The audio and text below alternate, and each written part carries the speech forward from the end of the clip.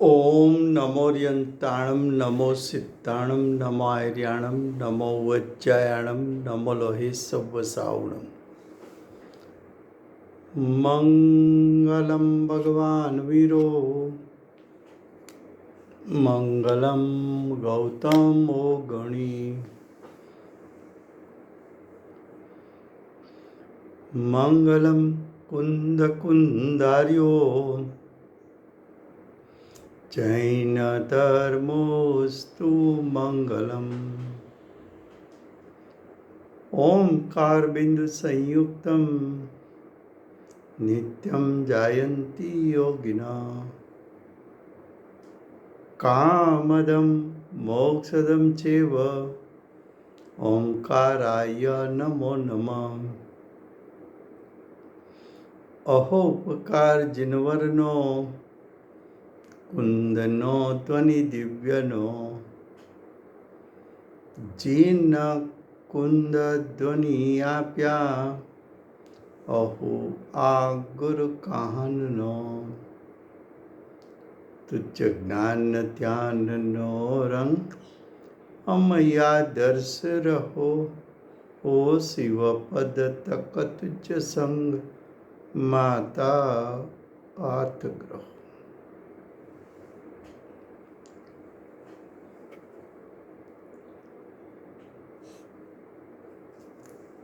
ये समयसार नाम का परम अध्यात्म शास्त्र है। भगवत कुंकुंदाचार्य देव ने मांगलिक करके प्रतिज्ञा की है कि मैं समयसार को कहूँगा। समयसार का अर्थ आचार्य भगवान ने त्रिकाल आत्मा का शुद्ध स्वभाव किया है।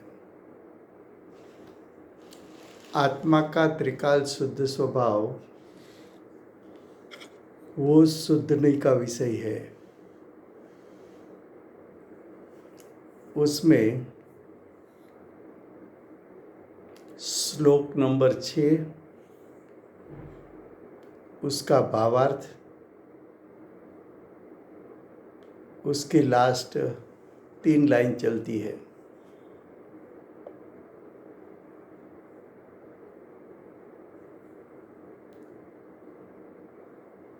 वो कैसा है? शुद्ध नहीं के विषयभूत आत्मा,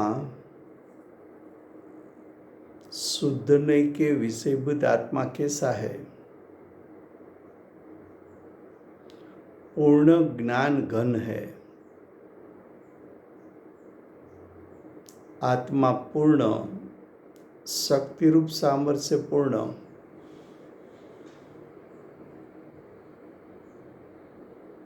ज्ञान स्वभाव से पूर्ण और उसका ज्ञान स्वभाव घन, जिसमें परद्रव्य का प्रवेश नहीं,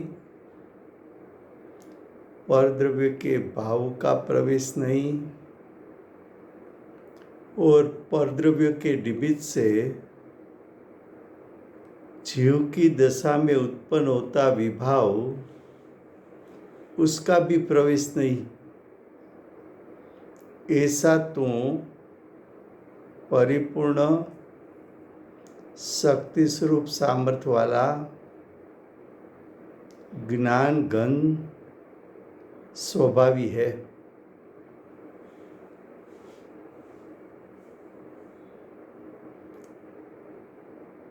सर्वलोकालोक को जानकर ज्ञान स्वरूप है। क्या कहा? सर्वलोकालोक, 3 लोक, सर्वलोक यानी 3 लोक, ऊर्ध्वलोक, अधोलोक, पातालोक, और उसमें रहने वाले छह द्रव्य एक एक द्रव्य के जीव की संख्या अनंत, उद्गल परमाणु की संख्या अनंतानंत, धर्म अधर्म आकाश द्रव्य एक एक, काल द्रव्य असंख्यात, जाति अपेक्षा के छह द्रव्य, संख्या अपेक्षा के अनंत द्रव्य, एक एक द्रव्य में अनंत अनंत गुण और एक एक गुण की पर्याय अनादि से अनंत काल की अनंत पर्याय।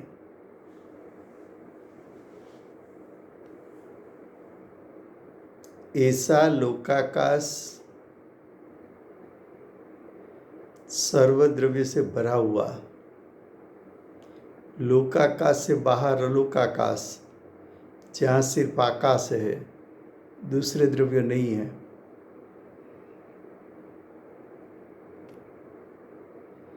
ऐसा जो लोकाकाश है उसको एक समय में जानने वाला अनंत द्रव्यों, अनंत अनंत गुणों और अनंत अनंत गुणों की अनादि से अनंत काल की अनंत अनंत अनंत पर्यायों, एक एक पर्याय का अनंत अविभाग प्रतिषेधों, वो सभी को युगपतपने एक समय में जानने वाला ज्ञान, ऐसा ज्ञान स्वरूप, ऐसा ज्ञान तेरा स्वभाव है, ऐसा तेरा स्वरूप है। ऐसे आत्मा को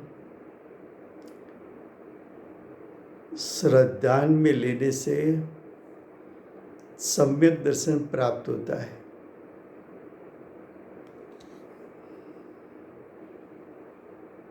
अनादि से आज तक, अनादि से आज तक तूने कभी तीन काल तीन लोक को जाने वाला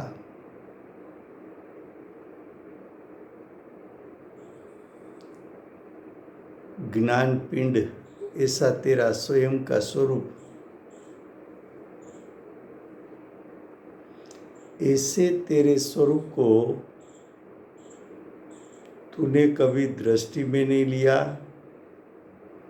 कभी तूने उसको जाना नहीं। अगर आत्मा का ऐसा स्वरूप दृष्टि में आ जाए, श्रद्धा में आ जाए, उसकी रुचि हो जाए, उसकी प्रतीति हो जाए, उसका एहसास हो जाए,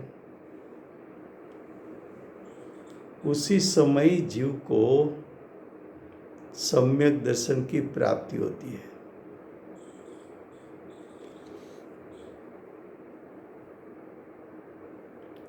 आत्मा शक्ति रूपी है और आत्मा का स्वरूप प्रत्येक समय की पर्याय में तेरे पुरुषार्थ अनुसार व्यक्त भी होता है। यहाँ व्यक्तता की बात नहीं करनी है, यहाँ बात करनी है कि सम्यक दर्शन कब तुझे प्रकट होगा।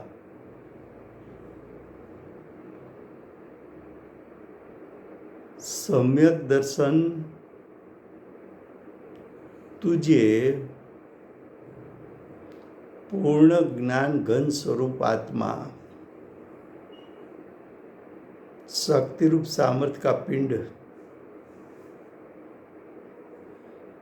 तीन काल तीन लोक को एक समय में जानने का शक्ति रूप सामर्थ्य जिसमें है,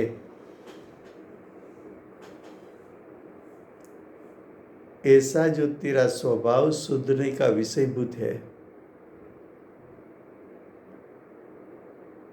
इस शुद्धने के विषयभूत पूर्ण ज्ञान घन स्वरूप ऐसे आत्मा की श्रद्धा करने से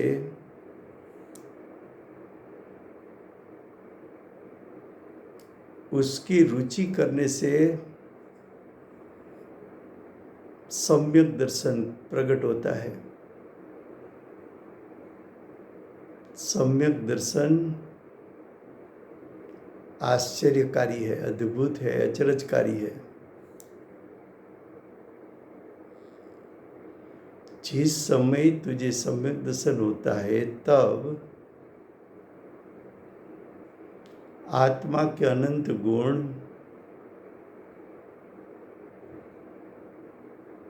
उसकी शुद्धता का वेग प्रकट होता है।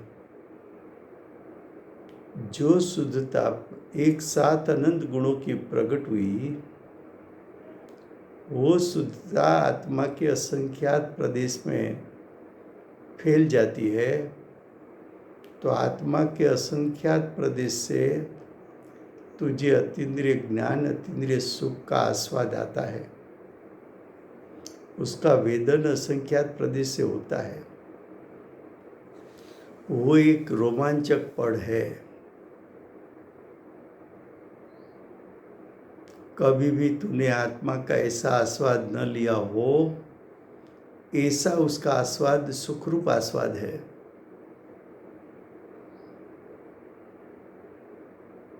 उसको यहाँ सम्यक दर्शन कहने में आता है।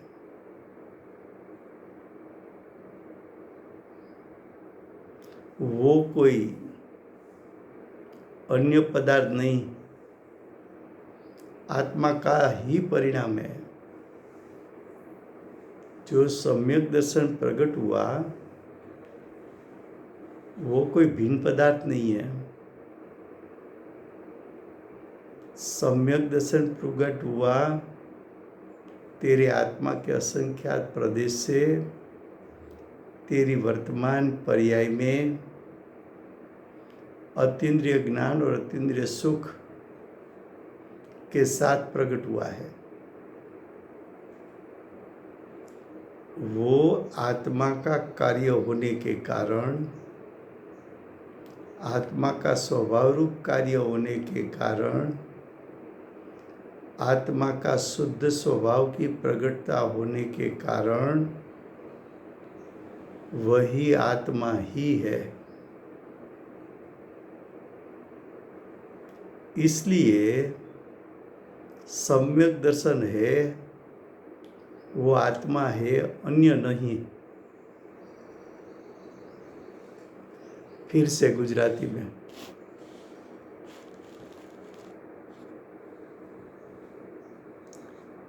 શુદ્ધ નહીંના વિષયભૂત આત્મા કેવો છે? શું કહ્યું? કયા આત્માની વાત ચાલે છે? તો કે તારા પોતાના આત્માની વાત ચાલે છે. તારા પોતાના કયા આત્માની વાત ચાલે છે? કે શુદ્ધ નહીં ના વિષયભૂત તારો આત્મા તે કેવો છે એટલે એનું સ્વરૂપ શું છે?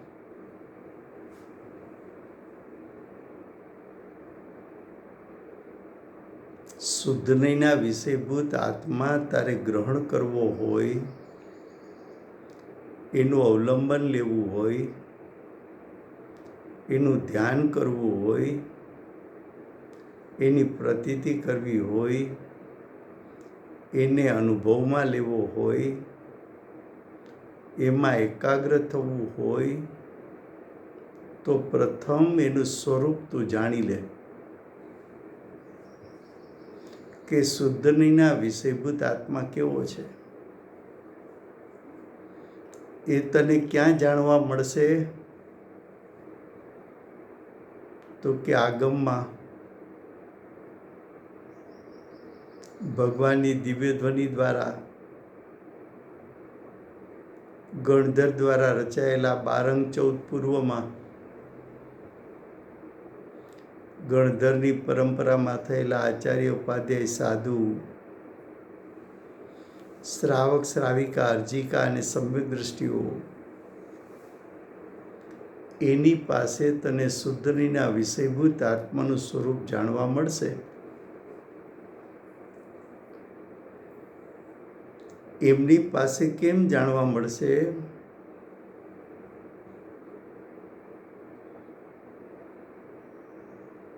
તો કે તીર્થંકર પરમાત્મા હો, ગણધર હો કે આચાર્ય ઉપાધ્યાય સાધુ હો, શ્રાવક શ્રાવિકા કે અર્જિકા હો કે સમ્યક દ્રષ્ટિ હો, એમણે પોતાના શુદ્ધાત્માને એટલે કે શુદ્ધ નહીંના વિષયભૂત આત્માને દ્રષ્ટિ અને જ્ઞાનમાં લઈને એનું શ્રદ્ધાન અને જ્ઞાન કર્યું છે. એવા જ્ઞાની પુરુષો જ તને શુદ્ધ નહીંના વિષયભૂત આત્માને દર્શાવી શકશે. આ સમયસાર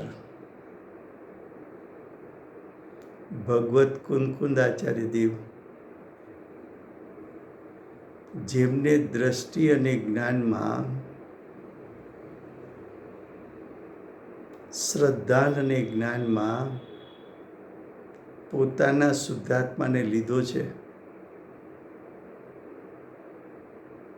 ત્યાર પછી આ શાસ્ત્ર રચના કરી છે. આ શાસ્ત્રને સમજાવનાર પૂજ્ય ગુરુદેવ એમણે પણ શુદ્ધ નહીંના વિષયભૂત આત્મા એના સ્વરૂપને અનુભવમાં લીધું છે, દ્રષ્ટિમાં લીધું છે. શુદ્ધ નહીં દ્વારા એને વિષય બનાવ્યો છે. એવા આત્માના અનુભવ સહિત ગુરુદેવની વાણી તને શુદ્ધ નહીંના વિષયભૂત આત્માને બતાવી શકે.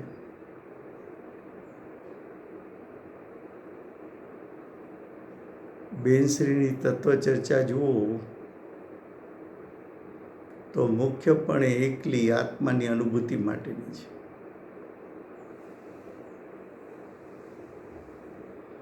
તો અહીં કહે છે કે શુદ્ધ નહીંના વિષયભૂત આત્મા કેવો છે?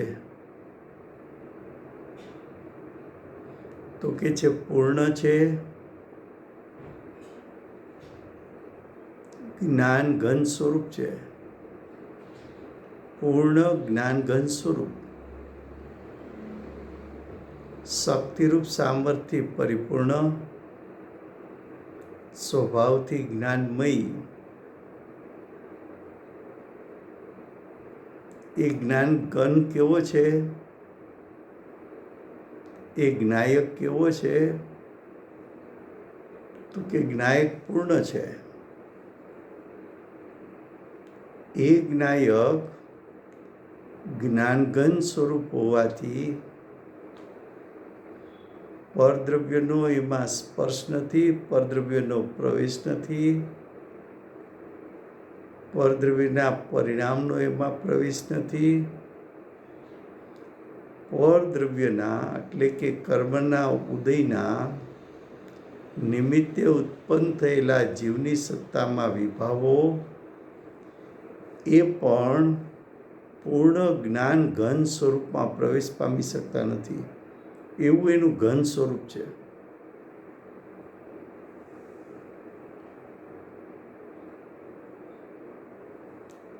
એ જ્ઞાન ઘન જ્ઞાયક એનું શક્તિરૂપ સામર્થ્ય કેટલું છે? તો કે જો જ્ઞાન પરિપૂર્ણ ખીલવટને પામે તો સર્વલોક, ઉર્ધ્વલોક, મધ્યલોક, પાતાલોક એને જાણી લે.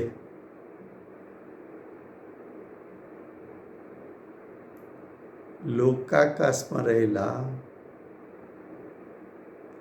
અનંત જીવ, અનંત આનંદ પૂતગલ, ધર્મ અધર્મ આકાશ, એક એક દ્રવ્ય, અસંખ્યાત કાળ દ્રવ્યો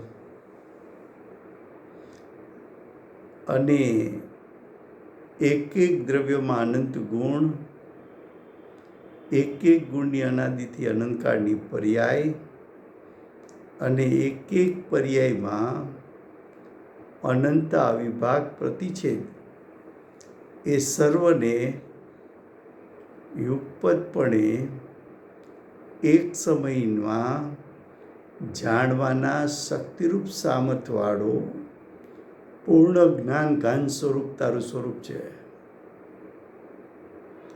એ પૂર્ણ જ્ઞાન ઘન સ્વરૂપ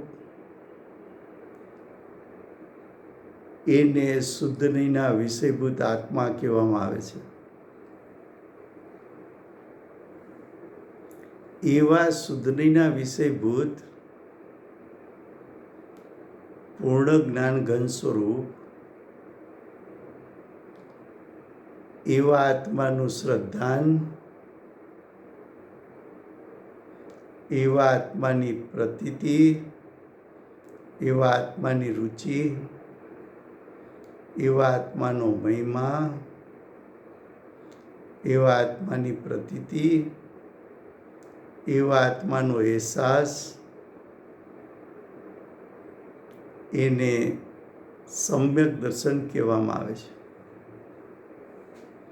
એ સમ્યક દર્શન રૂપ પર્યાય એ જીવની પોતાની પર્યાય છે. એ સમ્યક દર્શનની પર્યાય જીવના અસંખ્યાત પ્રદેશેથી ઉત્પન્ન થયેલી અભેદ પર્યાય છે. એ સમ્યક દર્શનની પર્યાય પૂર્ણ જ્ઞાન ઘન સ્વરૂપ આત્માથી ભિન્ન નથી. એ આત્માના જ પરિણામ છે. એ પરિણામનો કર્તા પણ આત્મા છે. એ પરિણામનું કારણ પણ આત્મ સ્વભાવ છે. એ પરિણામ આત્માના અસંખ્યાત પ્રદેશેથી ઉત્પન્ન થયા છે. એ પરિણામ એક સમયનું છે, પણ એક સમય માટે આત્મ સ્વભાવ સાથે અભેદ હોવાથી એને આત્મા જ અમે કહીએ છીએ. માટે સમ્યક દર્શન છે તે આત્મા જ છે, અન્ય નથી. હવે નેક્સ્ટ પેજ.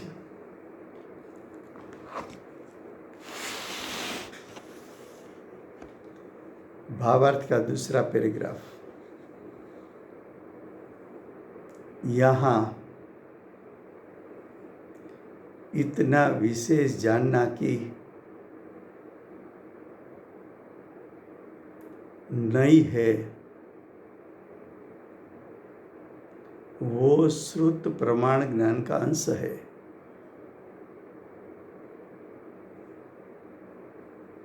श्रुत प्रमाण ज्ञान है वो उसको सम्यक प्रमाण ज्ञान भी कहने में आता है.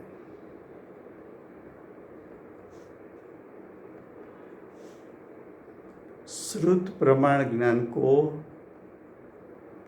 सम्यक ज्ञान भी कहने में आता है. श्रुत प्रमाण ज्ञान को भावश्रुत ज्ञान भी कहने में आता है.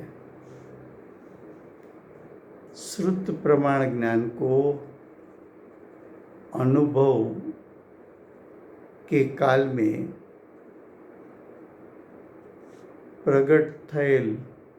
प्रगट हुआ, प्रगटा हुआ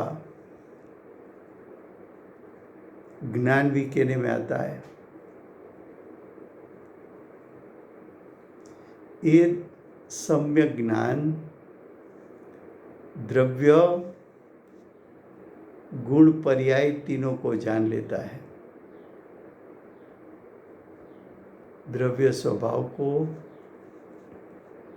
गुणों को और पर्याय को, तीनों को युगपद निर्विकल्प ज्ञान में जान लेता है। ये जो श्रुत प्रमाण ज्ञान का अंश, श्रुत प्रमाण ज्ञान है, वो निर्विकल्प ज्ञान है।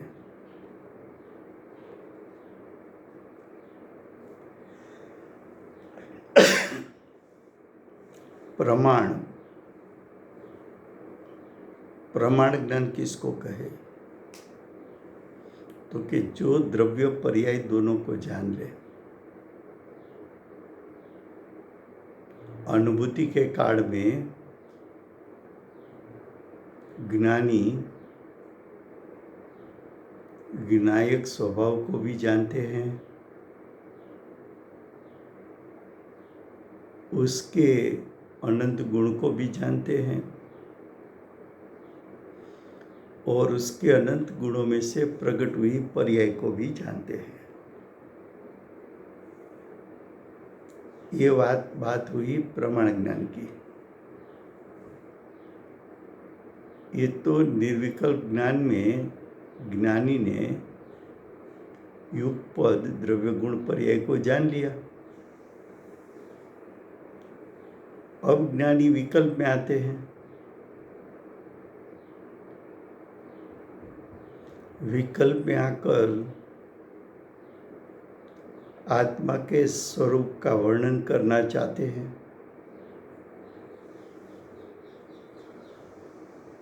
आत्मा के स्वरूप का वर्णन किया तब ज्ञानी के ज्ञान में द्रव्य स्वभाव का भी ज्ञान है, अनंत गुणों का भी ज्ञान है, अनंत गुणों की उत्पन्न हुई पर्याय का भी ज्ञान है। लेकिन भव्य जीव के लिए ज्ञानी जब उपदेश देंगे तो उपदेश में निर्विकल्प दशा में जो अभेद का ज्ञान किया था उसका वर्णन ज्ञानी को भेद से करना पड़ता है। तो जिसको अभेद का ज्ञान है, अभेद के ज्ञान पूर्वक भेद का वर्णन करे तो भेद के वर्णन करने वाले ज्ञान को नई ज्ञान कहने में आता है। फिर से गुजराती में અહીં એટલું વિશેષ જાણવું કે નઈ છે, નઈ એટલે જ્ઞાનનો અંશ, નઈ એટલે પ્રમાણ જ્ઞાનનો અંશ।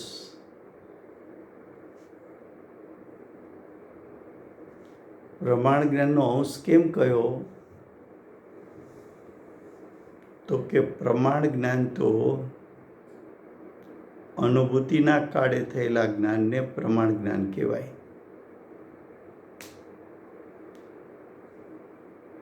હવે પ્રમાણ જ્ઞાન થયું ત્યારે શું થયું?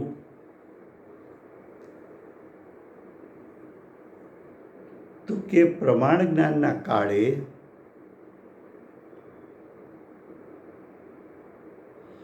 દ્રવ્ય સ્વભાવનું જ્ઞાન થયું, ગુણભેદનું જ્ઞાન થયું,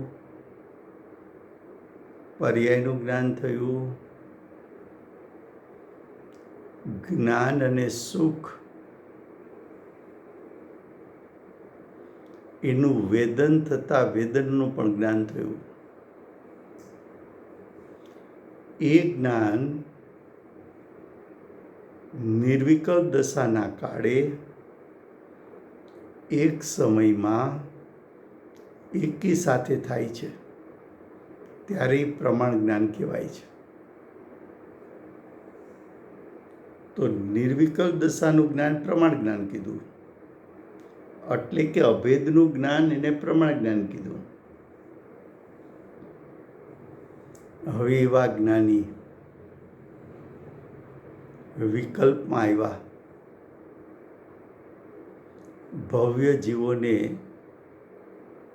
ઉપદેશ દેવાનો શુભ ભાવ આવ્યો. ઉપદેશના કાળે જ્ઞાનીના જ્ઞાનમાં આત્માનું અભેદ સ્વરૂપ જ્ઞાનમાં છે ખરું,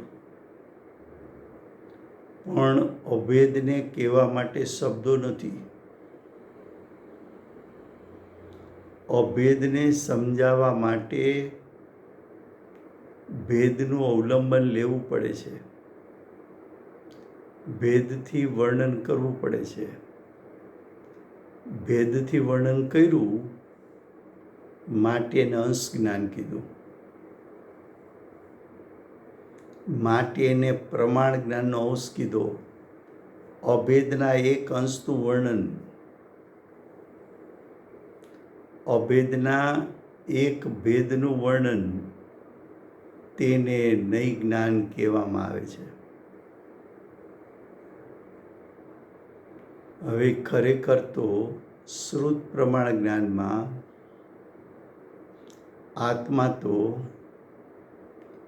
અનંત શક્તિનો પિંડ, અનંત ધર્મનો પિંડ, અનંત ગુણાત્મક છે. એટલે અભેદનું જ્ઞાન કર્યું ત્યારે અનંતનું જ્ઞાન થયું.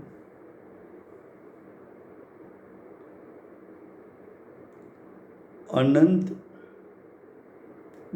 એકપણાનું જ્ઞાન એ અભેદનું જ્ઞાન થયું. તો અભેદના જ્ઞાનને પ્રમાણ જ્ઞાન કહ્યું. હવે એનું વર્ણન કરવાનું શરૂ કર્યું વિકલ્પમાં આવીને, તો જે અનંતનું જ્ઞાન થયું હતું એના ભેદ પાડીએ તો અનંત ભેદ થાય. એમાંથી પ્રયોજનભૂત ભેદનું વર્ણન કરીને આત્માનું સ્વરૂપ બતાવવું, એને નૈ જ્ઞાન કહેવામાં આવે છે. એને પ્રમાણ જ્ઞાનનો અંશ કહેવામાં આવે છે.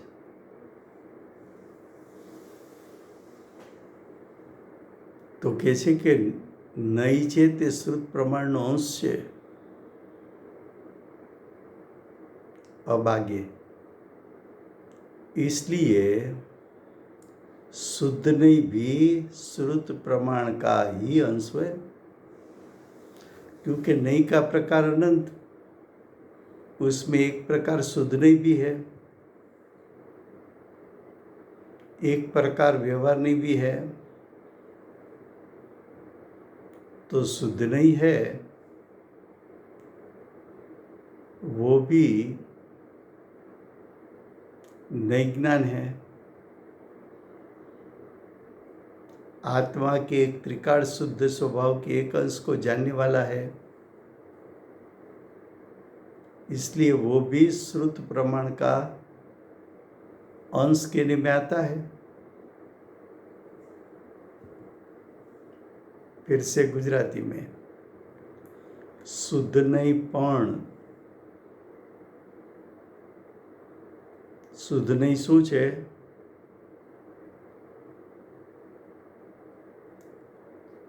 તો કે શ્રુત પ્રમાણ અભેદને જાણવાવાળું જ્ઞાન છે. પણ શુદ્ધ નહીં, એ તો માત્ર જ્ઞાયક સ્વભાવને વિષય બનાવે છે, ત્રિકાળને વિષય બનાવે છે, પર્યાયને વિષય નથી બનાવતું, ગુણભેદને વિષય નથી બનાવતું. આખું દ્રવ્ય તો દ્રવ્યથી, ગુણથી ને પર્યાયથી આખું દ્રવ્ય બનેલું છે. એમાંથી માત્ર દ્રવ્ય સ્વભાવને જાણવો તો પણ અંશ થઈ ગયો. એક એક ગુણભેદને જાણવા તો પણ અંશ જ્ઞાન થઈ ગયું. એક એક પર્યાયને જાણવી તે પણ અંશ જ્ઞાન થઈ ગયું. તો એક એક અંશને જાણે તો એને નહીં જ્ઞાન કીધું. તો શુદ્ધ નહીં કોનો વિષય છે? તો કે શુદ્ધ નહીં માત્ર દ્રવ્ય સ્વભાવને જાણે છે, ગુણભેદ પર્યાય ભેદને જાણતું નથી. માટે શુદ્ધ નહીં પણ એક અંશને જાણે છે. માટે શુદ્ધ નહીં પણ શ્રુત પ્રમાણ જ્ઞાનનો અંશ જ છે. अब आगे श्रुत प्रमाण है वो परोक्ष प्रमाण है. ज्ञान का दो भेद है, परोक्ष ज्ञान और प्रत्यक्ष ज्ञान. ज्ञान का कितना भेद है? दो. एक परोक्ष ज्ञान, एक प्रत्यक्ष ज्ञान. ज्ञान के पर्याय 5 है: मति ज्ञान, श्रुत ज्ञान, अवधि ज्ञान, मनपर्य ज्ञान, केवल ज्ञान.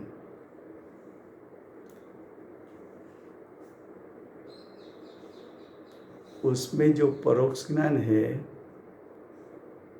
तो मति ज्ञान, श्रुत ज्ञान दोनों परोक्ष ज्ञान है.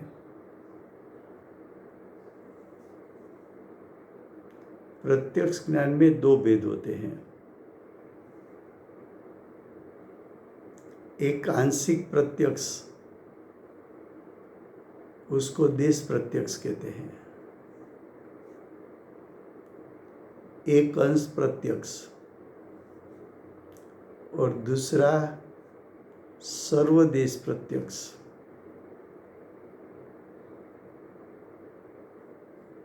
तो जो एक देश प्रत्यक्ष है वो अवधि ज्ञान है और मनपर्य ज्ञान है. सर्व प्रकार से प्रत्यक्ष जाने वाला केवल ज्ञान है.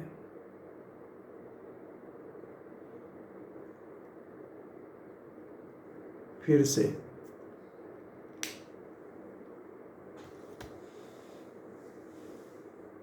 श्रुत प्रमाण ज्ञान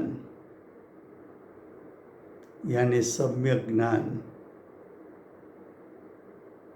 यानी अनुभूति के समय उत्पन्न होने वाला ज्ञान, उसको परोक्ष ज्ञान कहा.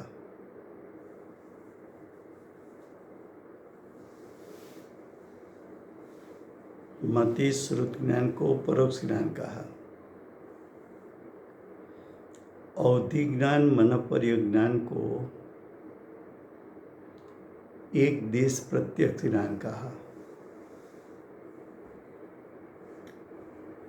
केवल ज्ञान को सर्व प्रत्यक्ष कहा.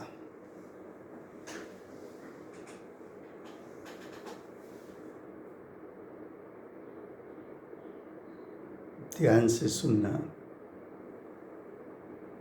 यहाँ प्रत्यक्ष का अर्थ क्या होता है? तो कि और परोक्ष का क्या अर्थ होता है? जो परोक्ष है, परोक्ष ज्ञान, वो परोक्ष ज्ञानी अरूपी ऐसे आत्मा का क्षेत्र को जानता नहीं है, लेकिन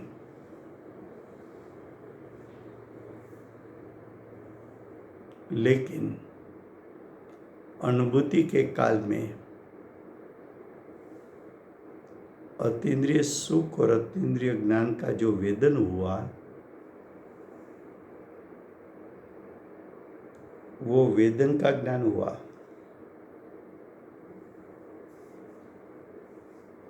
उसका अर्थ क्या? हमने पूर्व अध्यायों में एक दृष्टांत दिया था कि अंध आदमी है, गुड़ शक्कर सेक्रिन को प्रत्यक्ष जान नहीं सकता, लेकिन गुड़ उसको चखाओ, शक्कर चखाओ, सेक्रिन चखाओ,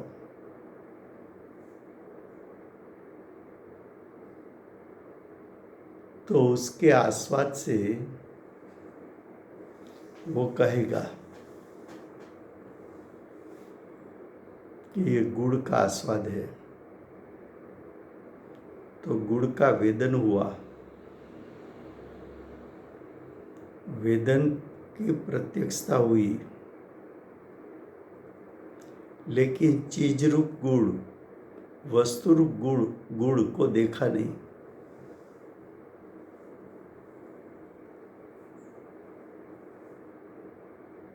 उसी तरह सम्यक मति ज्ञान श्रुत ज्ञान में अतीन्द्रिय ज्ञान, अतीन्द्रिय सुख का वेदन से ये वेदन आत्मा का है, ऐसी वेदन की प्रत्यक्षता होती है।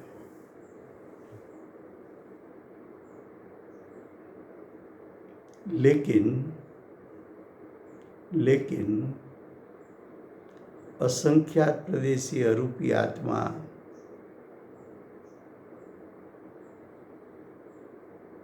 अरूपी को जान सके इतना ज्ञान खिला हुआ नहीं है।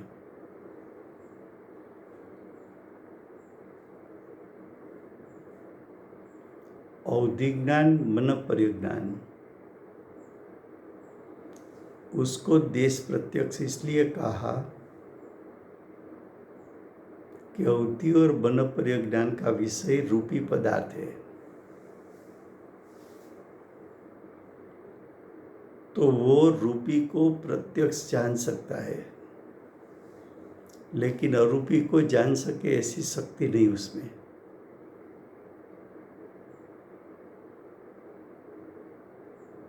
तो रूपी को जान सकता है, अरूपी को नहीं जान सकता, इसलिए एक देश प्रत्यक्ष कहा। जब केवल ज्ञान उसको आत्मा की अनुभूति का वेदन भी प्रत्यक्ष है, अरूपी ऐसा पूर्ण ज्ञान घन आत्मा ऐसे अरूपी आत्मा का स्वभाव को भी प्रत्यक्ष जान सकता है, उसके अनंत गुण को प्रत्यक्ष जान सकता है, अनंत गुण की पर्याय को प्रत्यक्ष जान सकता है, और एक एक पर्याय का अनंत अविभाग प्रतिच्छेद को प्रत्यक्ष जान सकता है। जीव को जान सकता है प्रत्यक्ष, अजीव को जान सकता है, रूपी को जान सकता है, अरूपी को प्रत्यक्ष जान सकता है, एक प्रदेशी को प्रत्यक्ष जान सकता है, बहुप्रदेशी को जान सकता है, लोक को जान सकता है, अलोक को प्रत्यक्ष जान सकता है। केवल ज्ञान सर्व को युगपद एक साथ प्रत्यक्ष जान लेता है, इसलिए वो सर्व प्रत्यक्ष है। यहाँ हमारा विषय सिर्फ इतना है कि श्रुत प्रमाण यानी निर्विकल्प ज्ञान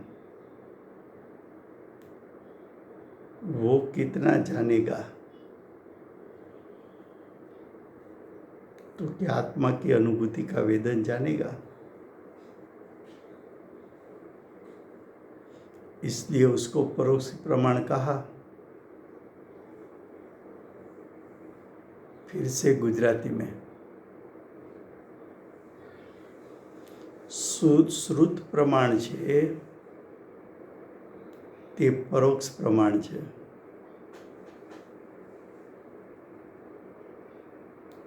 જ્ઞાનના બે ભેદ,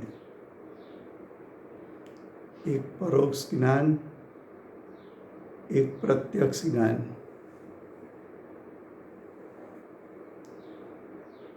પ્રત્યક્ષ જ્ઞાનના પાછા બે ભેદ, એક દેશ પ્રત્યક્ષ, સર્વદેશ પ્રત્યક્ષ.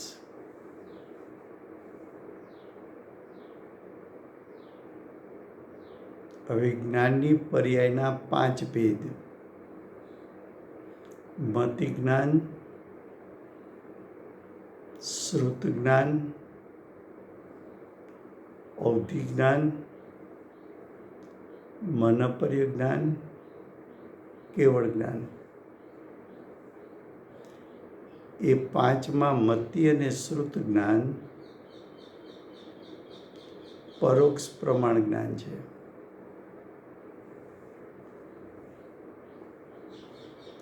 અવધિ અને મનપર્ય જ્ઞાન એક દેશ પ્રત્યક્ષ જ્ઞાન છે. અને કેવળ જ્ઞાન सकल प्रत्यक्ष सर्वदेश प्रत्यक्ष ज्ञान है.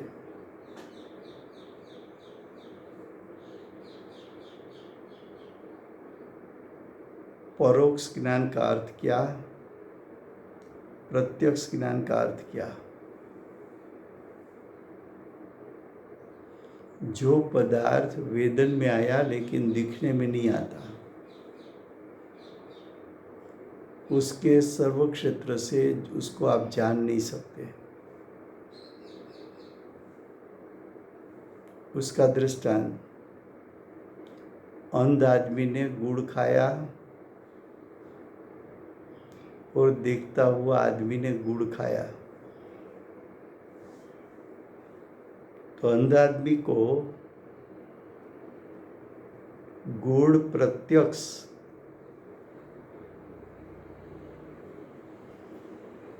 जानने में नहीं आया, लेकिन गुड़ को क्षेत्र के साथ उसने नहीं जाना, लेकिन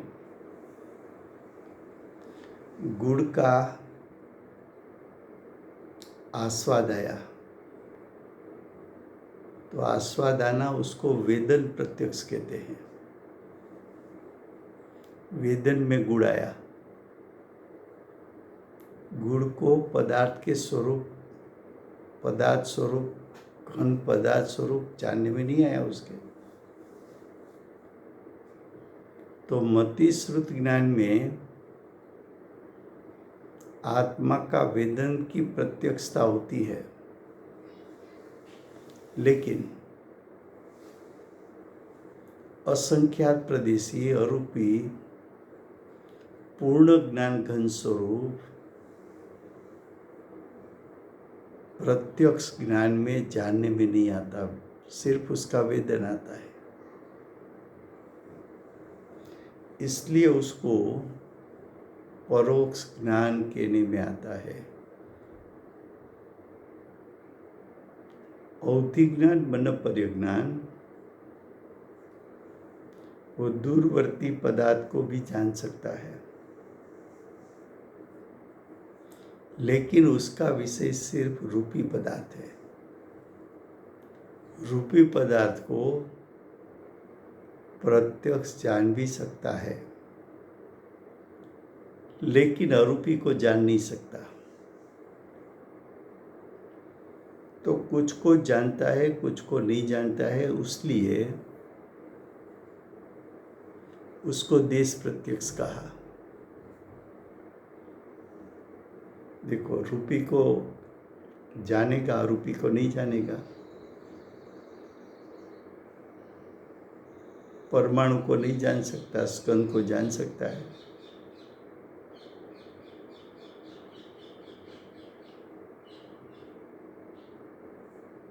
इसलिए अवधि ज्ञान, मन परिज्ञान को एक देश प्रत्यक्ष प्रमाण ज्ञान कहा। जब केवल ज्ञान आत्मा के वेदन को भी जानता है और असंख्यात प्रदेशी अरूपी पूर्ण ज्ञान घन स्वरूप आत्मा उसको भी प्रत्यक्ष जानता है, और विश्व में जितने जीव पदार्थ है उसको प्रत्यक्ष जानता है। जीव पदार्थ के द्रव्य गुण पर्याय उसको भी प्रत्यक्ष जानता है।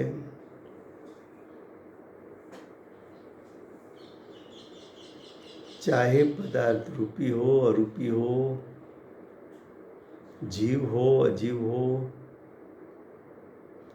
एक प्रदेशी हो, बहुप्रदेशी हो, परमाणु हो, स्कंद हो, लोकाकाश हो, अलोकाकाश हो, सभी को केवल ज्ञान उसके द्रव्य गुण पर्याय से प्रत्यक्ष जान लेता है। इसलिए केवल ज्ञान को सर्व प्रत्यक्ष कहने में आता है।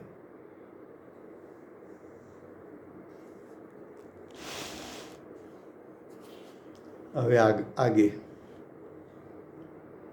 कारण, क्योंकि वस्तु के सर्वज्ञ,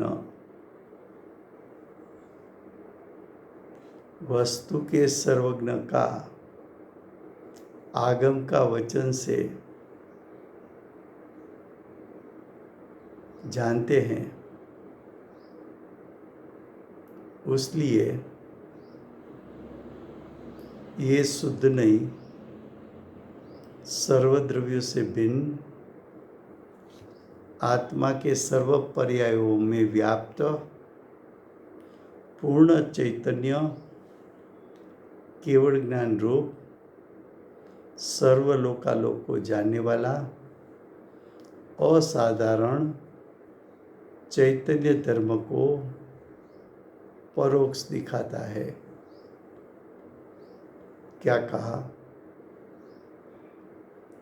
कि शुद्धने का विषय क्या? तो कि प्रथम ये डिसीजन लो कि शुद्धने क्या है। तो कि शुद्धने तो परोक्ष ज्ञान है। जो शुद्ध नहीं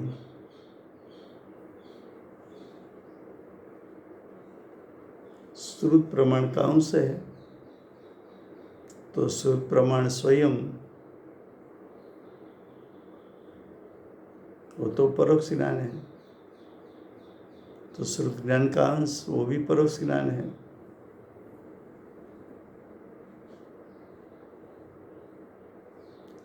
इसलिए ये शुद्ध नहीं, सर्वद्रव्यों से भिन्न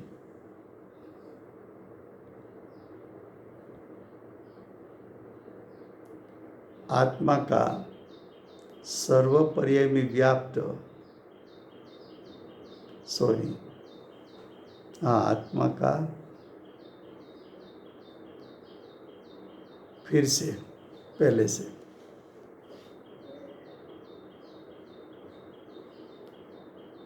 वो परोक्ष प्रमाण है। वो यानी श्रुत प्रमाण परोक्ष प्रमाण है, क्योंकि वस्तु के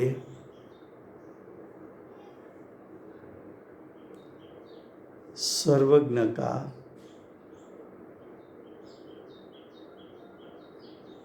आगम के वचन से जानकर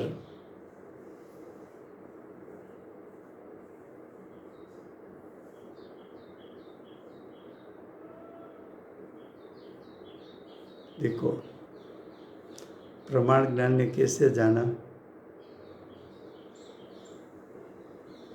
कि जो सर्वज्ञ के आगम के वचन थे उसके माध्यम से जाना।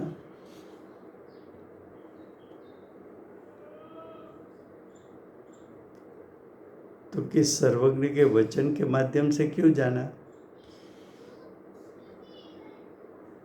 तो कि सम्यक दृष्टि को साधक को उसके पास श्रुत प्रमाण है, केवल ज्ञान तो है नहीं। केवल ज्ञान होता तो पूरे विश्व को प्रत्यक्ष जान लेता, लेकिन श्रुत ज्ञान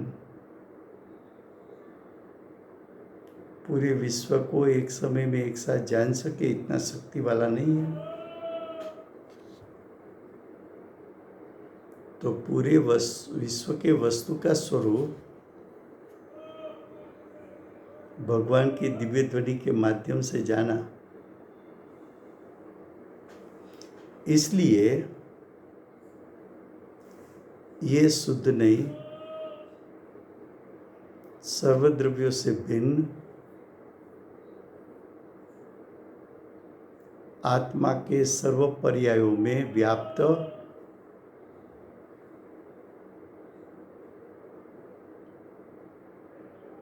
पूर्ण चैतन्य केवल ज्ञान रूप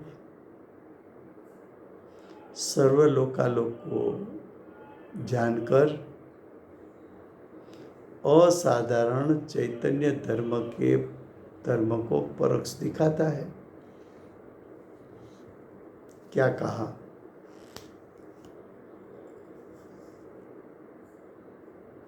कि सम्यक ज्ञानी ने भी विश्व का स्वरूप भगवान की दिव्य ध्वनि मार्फत जाना और आत्मा को सर्व पर्याय में व्याप्त है ऐसा भी जाना। आत्मा पूर्ण चैतन्य केवल ज्ञान रूप है ऐसा भी जाना। सर्वलोकालोक को भी जाना आगम के माध्यम से। असाधारण चैतन्य धर्म को परोक्ष दिखाया।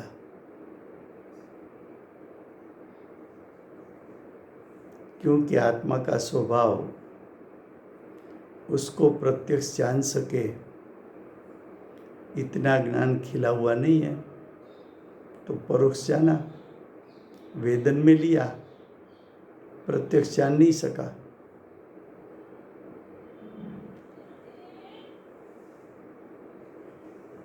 अब आगे, ये व्यवहारी छद्मस जीव आगम को प्रमाण करके जो ज्ञानी द्वारा रचा हुआ शास्त्र है वो सत्य है ऐसा श्रद्धा ज्ञान पूर्वक ज्ञानी ने आगम के माध्यम से विश्व का पूर्ण स्वरूप को श्रुत ज्ञान के माध्यम से यानी परोक्ष ज्ञान के माध्यम से जाना।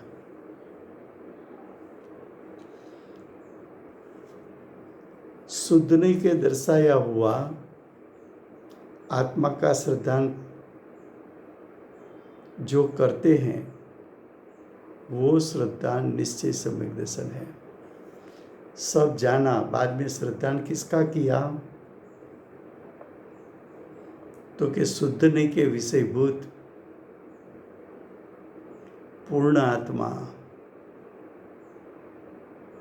शक्ति रूप सामर्थ से पूर्ण, स्वभाव से पूर्ण ऐसे आत्मा को दृष्टि में लेना,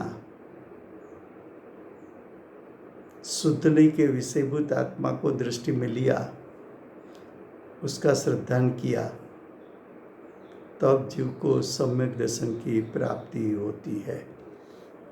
लो समय हुआ। इतनी बात अगली बार हम फिर से गुजराती में लेंगे। और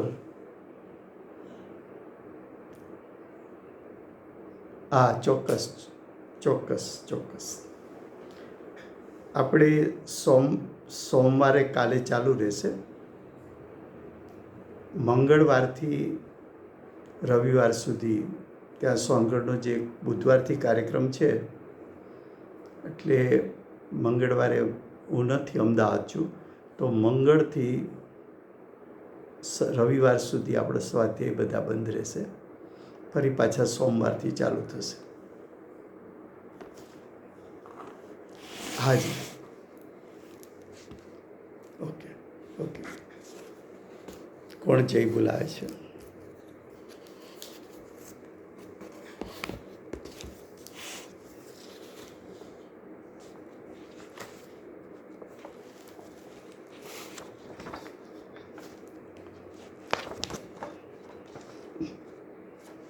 જય હો,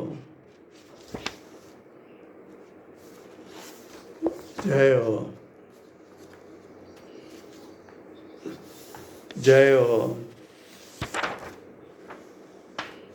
જય હો, જય હો।